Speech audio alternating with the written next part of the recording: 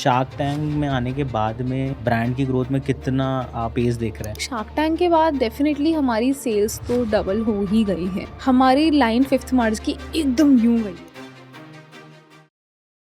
Shark tank में आने के बाद में ब्रांड की ग्रोथ में कितना आप एक पेस देख रहे हैं? आई थिंक शार्क टैंक के बाद डेफिनेटली हमारी सेल्स तो डबल हो ही गई है। ओके। हाँ जी, सो शार्क टैंक के एक तो जब एपिसोड आता है ना उसके बाद तो बिल्कुल मतलब अगर मैं मेरे ना वेबसाइट पे ऐसा बार बना हुआ है कि अच्छा इस दिन सेल्स कैसे बार था। पर जिस दिन हमारा एपिसोड आया था I think it was 5th मार्च, हमारी लाइन 5th मार्च की एकदम यूं गई है। और फिर यूँ जाने के बाद वो थोड़ी कम हुई है और वो इफ़ेक्ट रहता है, 10-15 दिन तक वो इफ़ेक्ट रहता है बिल्कुल। 10-15 दिन के बाद तो आपको ही काम करना पड़ेगा। फिर आप शार्क टैंक पे डिपेंड नहीं रह सकते। अब आप शार्क टैंक के उस चीज़ को अपॉर्च्युनिटी को आप कैसे यूज़ करते हो दैट्स अपॉन अस। बट आपको उसको यूज़ करना पड़ेगा, आपको उससे कंटेंट बनाना पड़ेगा, आपको उससे रिलेटेड और है ना चीज़ पॉइंट्स को पकड़ के उनके ऊपर आपको कंटेंट बना के लोगों तक पहुँचाना पड़ेगा। मुझे लगता है कंटेंट एक बहुत बड़ा इसमें खेल खेलता है। और उसके बाद आपको आपका ऑर्डर्स आपके इतने बढ़ जाते हैं कि आपको आपका प्रोडक्शन कैपेसिटी बढ़ाना पड़ता है, उतनी पैकेजिंग बढ़ानी पड़ती है, वेबसाइट उतनी अपग्रेड करनी पड़ती है। So there are too many things to look after, you know, you your orders get increased. अभी कितने लोग की टीम है आपके पास में? अभी हमारे पास 18 से 20 लोगों की टीम हो चुकी है आफ्टर शार्क टैंक से पहले मेरे हिसाब से मेरे पास 7 या 8 लोगों की टीम थी। हाँ जी, तो उसके बाद मैंने क्योंकि हमारा ना प्रोडक्शन के लिए जो लोग थे, जो हमारे जो मेन जो मैन्युफैक्चरर जो मेरी जो लेडीज़ हैं and all 20 are women only. Okay, that is yes, that is yes, great.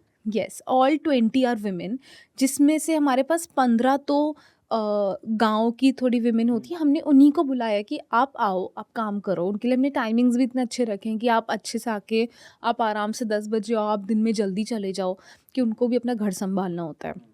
मैंने ऐसे-ऐसे देखे हैं कि मेरे पास जो 4-4 साल पहले जो औरतें जो काम करती थी, they had nothing in their hand and when they came to शेल हेयर के पास पता नहीं ऐसा क्या है या क्या एक हमारे पास एक गॉड पावर है कि जितनी भी लेडीज़ आई हैं, they have built their own home. Oh, मतलब उन लोगों ने दैट्स खुद के घर खरीद लिए हैं आज के टाइम पे, जितनी भी लेडीज़ हैं। I don't know what is this super power we have inside our warehouse, कि ऐसी ये चीज़ सच हुई है सारी की सारी। आज 15 लेडीज़ हैं जो गाँव वाली हैं और वो आई हैं, हमारे पास काम करा है और उसके बाद उन्होंने अपने-अपने घर बना दिए हैं। ये जो अब आपने लाइन बोली इसके बाद में बहुत सारी लेडीज आने वाली हैं, वो सब अपने अपने घर बनाएंगी। अरे आ जाओ यार प्लीज़, बहुत ज़रूरत है। हायरिंग तो मैं बिल्कुल वीक हूँ, मेरे हायरिंग में इतना दिक्कत आता है। सबको आ रहा है आज की डेट में दिक्कत सबको आ हायरिंग रहा में। है, सही बात है। तो मार्केटिंग एंड ऑल वगैरह में क्या और कर रहे हैं अभी आप? मार्केटिंग में अभी हमारा पहले मेटा एड्स वगैरह तो सारा कुछ मैं ही हैंडल कर रही थी। Now we used to run Google ads, YouTube ads वगैरह, ये चीज़ हम लोग करते थे, बट हमारा बहुत कम पेस पे चलता था। तो एड स्पेंड्स वगैरह कितना रखते थे आप उस? एड स्पेंड हम लोग अराउंड मंथ में हम लोग पहले रखते थे, मतलब ऐसा ना 1-1.5 लाख के अराउंड रखते थे ठीक है। मंथ में। हुँ। मंथ का बता रही हूँ ये मैं ऐसा। नाउ तो it has increased a lot around, आराम से। हाँ, अब तो आराम से।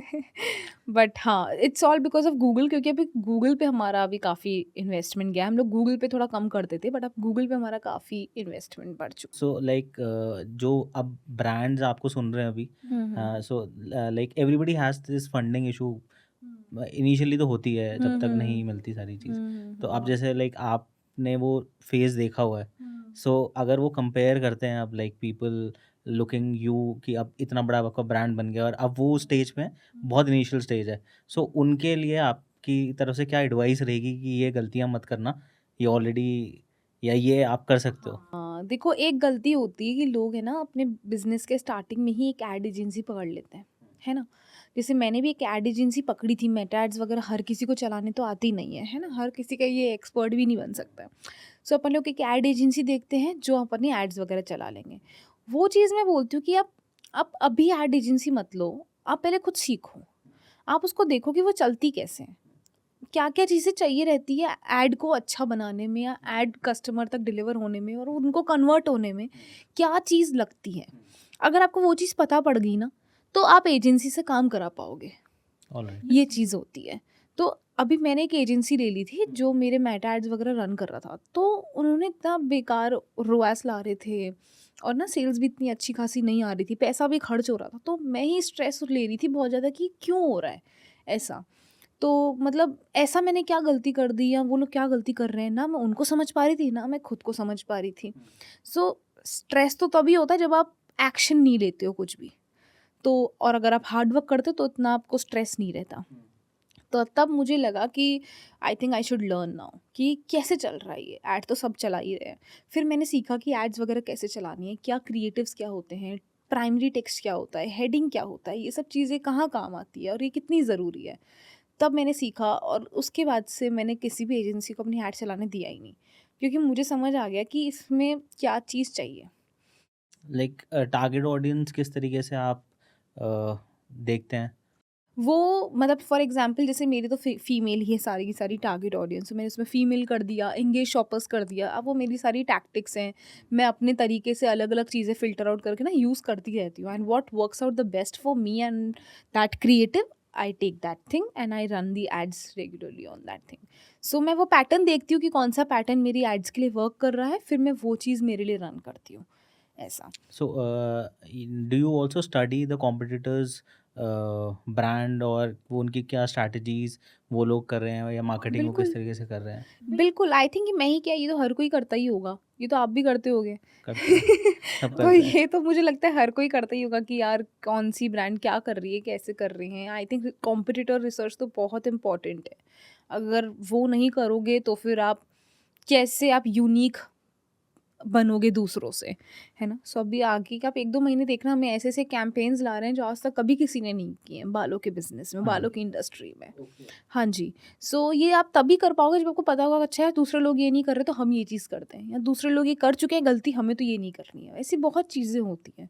तो बिल्कुल competitor research is must in your business. आपको बिज़नेस स्टार्ट भी करना हो उससे पहले भी ज़रूरी है, बिज़नेस आपका चल रहा होगा तब भी ज़रूरी है।